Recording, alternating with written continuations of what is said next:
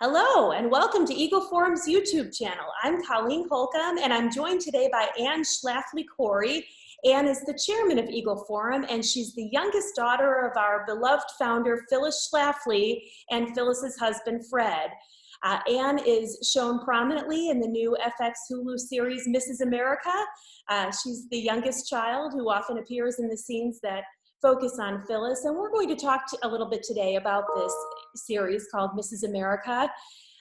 This is a series that purports to tell the story about the failed effort to ratify the so-called Equal Rights Amendment, and it also purports to tell the story largely from Phyllis Schlafly's perspective, although those of us who knew Phyllis don't recognize the Phyllis that we're seeing. We're seeing Hollywood's version of Phyllis, but not the real Phyllis that we all knew and loved. Colleen, I would just say that what we see is a feminist view of what Phyllis would have been like. It's how they imagine that her life would have been because they weren't interested in finding out the facts and the truth.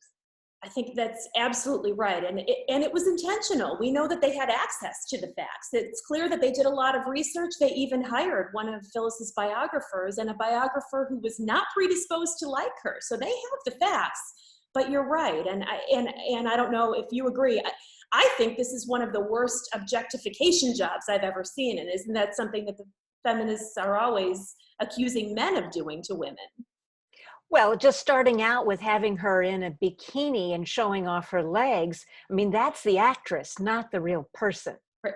Well, tell us about that. Would your mother did that happen? Did your mother wear bikinis? No, there are many incidences portrayed in this show that never happened, that they have taken artistic license to try to get into the mind of Phyllis Schlafly. And they spin these scenes, whether she's parading down in a bikini at a fundraiser being ogled by men, which is not possible, but they miss what she really was, which was her deep faith in Jesus Christ as her Savior. Not once so far has this been mentioned, and that is the essential nature of Phyllis Schlafly. And if you want to understand Phyllis Schlafly, you have to understand her faith in God. Well, it's true. They don't mention her faith, and in fact, they seem to portray a Phyllis who was jealous and who was cold. What do you think about the way that they've portrayed Phyllis through more subtle means, like her facial expressions and the way she's shown reacting to people? They do make her very condescending towards other women, and particularly her supporters. And my mother ran an organization of women. She motivated women to get up, get involved, and follow her. Now, how could you do that if you, as a female leader, were cold and condescending to your own people? I mean, that is the very antithesis of the warm genuineness that she had for people who were aligned with her. And Anne, I think you mentioned in our Eagle Forum podcast, and I encourage everybody to please subscribe to Engage with Eagle Forum. We have a number of very engaging podcasts, but I believe you mentioned Phyllis's long-term staffers, and I thought that was a very good example of people wanting to be around Phyllis. Can you tell us a little bit about Phyllis's loyalty that she inspired? Well, she had no staff turnover. The people who worked with her worked not for years, but for decades. Mm-hmm. And frequently they would come back and work again. You know, if they took another opportunity, they would, well, like Colleen here today, they would come back and work again. I mean, this kind of intense loyalty is rare. And the fact that Hollywood misses that she inspired this kind of loyalty shows how they had their own agenda in pursuing a picture of Phyllis Schlafly as power mad, and that they envision her as someone who would step on other women in order to get herself ahead, and that was not the case at all. It's just completely misses who she really was. No, that's right.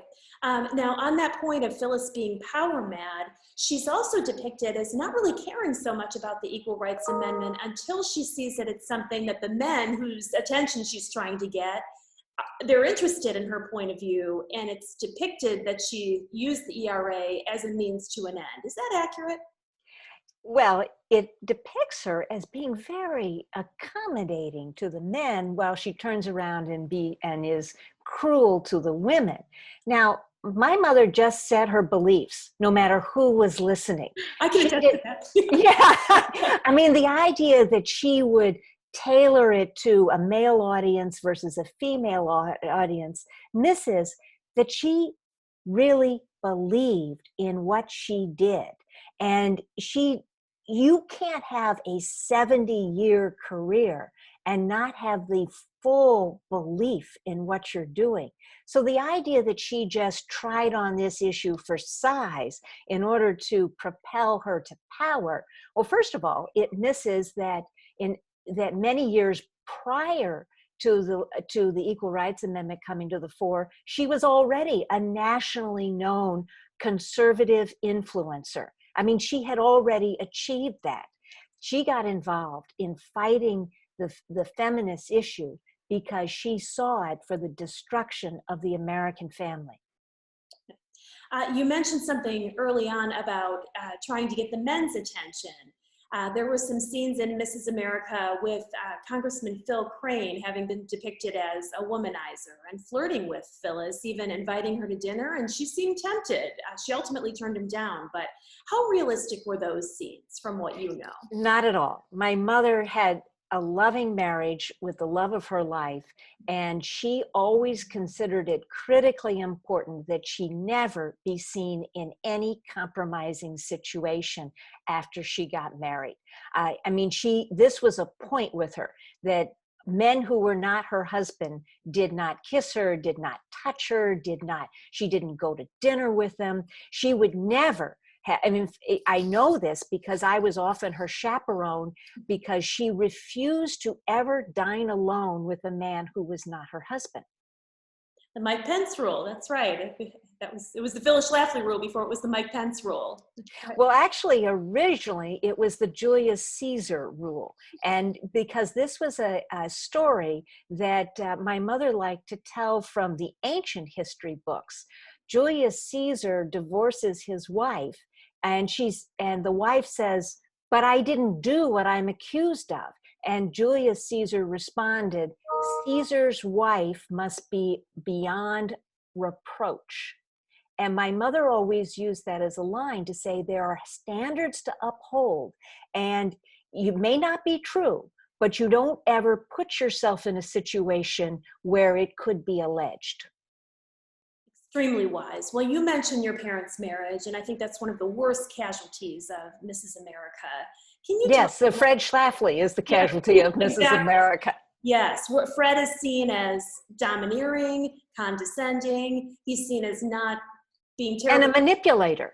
Yeah, right. Not very supportive, even potentially a rapist. There's a scene, a very upsetting scene. I imagine it's much more upsetting for you, where Phyllis comes home after a very frustrating day and is tired, and he's interested in sex. She isn't, but he gets his way. Well, can you just... And I think the worst part of that scene is the look on the actress's face, which is of revulsion towards her husband. Right. Yeah. That is the part that just, it just misses what a loving marriage is.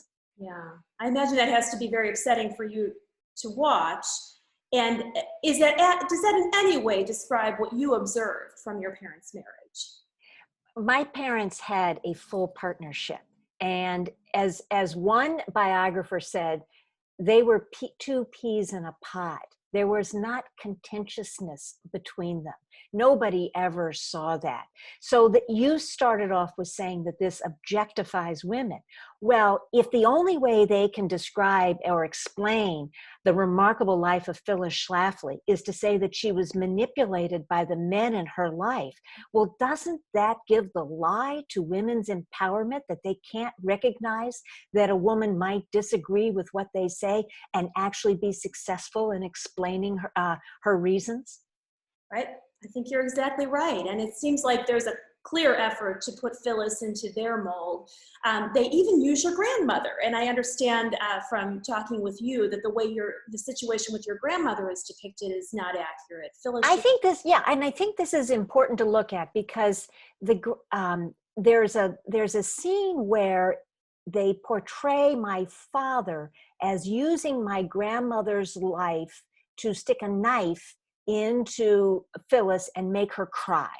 Now, and here are the facts of the case of my grandmother.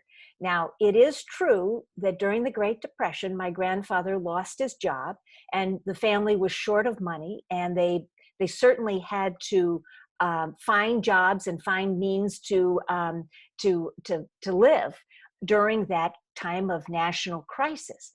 But my grandmother had an advanced degree in library science from Washington University, which she got in 1920. She was a passionate librarian and historian. And when she got the opportunity to have the job of her dreams, which was as librarian for the St. Louis Art Museum, this was the job that she loved to do. She had that job for 25 years and she was passionate about it. She enjoyed it. She loved it. And there was no disconnect of my mother feeling that her mother had to go to work in order to support the family. This was the job that my grandmother loved, and history was her passion, and library science was what she did. So when she got that job, it was a little bit older because it was a little bit. I think she got that job in about 1940, which was when my mother was entering college. So they've kind of conflated this idea that grandmother had to go to work because the father was unable to support the family. Yes, they had to do a lot of different things in order to support the family during the Great Depression, but her work was a passion in her life. And she was able to do that in 1920, did you say, without an Equal Rights Amendment? She got an advanced degree. She had a master's in 1920. Really remarkable. Yeah. Well, and I think they're also trying to make the statement, there's a scene where your grandmother is saying, you're so lucky to have Fred. And the look on Phyllis's face seems to indicate she's not sure. So the feminists seem to be trying to say, well, you have a husband. And even though the look on her face communicates she's not happy, she has security. And I think that's how feminists saw housewives or those Stop ERA members as people who settled for security rather than happiness. Well, for some people, security and happiness are intertwined. Now, my grandmother came to live with us because she had full-blown dementia and she was unable to live on her own. And it was not because she was poor or didn't earn enough money. Her 25-year career at the St. Louis Art Museum was a successful career. She had some money. So the idea that she was not provided for and that Fred was asked to provide for her is also another liberty of history. And another opportunity to mischaracterize Phyllis, for sure. Mm-hmm. Now, did you also say that her mother, so Phyllis's grandmother, isn't it the case that she was college educated as well? I'm not sure she was college educated, but but my mother did have a grandmother who did have a college degree, but I'm not sure, it might have been the other grandmother. So Phyllis came from a long line of achievers. Mm-hmm.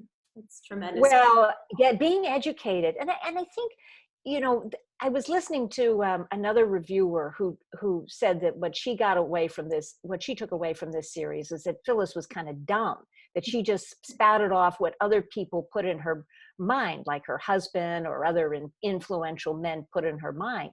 But my mother was a firm believer in education and that she always promoted women getting educated. And this was at least a college education, maybe even more than that. And she has always been a believer that women should be educated. So the idea that, dumb housewives at home, no, the reason for being educated is so you don't have dumb children. You can educate your children. Well, and this is getting a little bit farther ahead. We just want to talk about episode 1, but I agree that they presented Phyllis as not really knowing her talking points and being completely dependent on your father. It was a big issue that he was a lawyer and that she wasn't. So they do try to present Phyllis as dumb, which is probably one of the biggest historic inaccuracies that I've seen in my lifetime. And we have kids. Well, she was called a lot of things in her life, but actually stupid was never one of them. Yes. Well, yeah, absolutely. Well, Anne, I sure appreciate you taking the time to talk to us. And we encourage everybody, please subscribe to the YouTube channel. Get the real story about Mrs. America and all kinds of things that are happening in the world. We also encourage you to please like us on Facebook and be sure to follow us on Instagram and on Twitter. Thank you so much and have a great day. Thank you, Colleen. Thank you.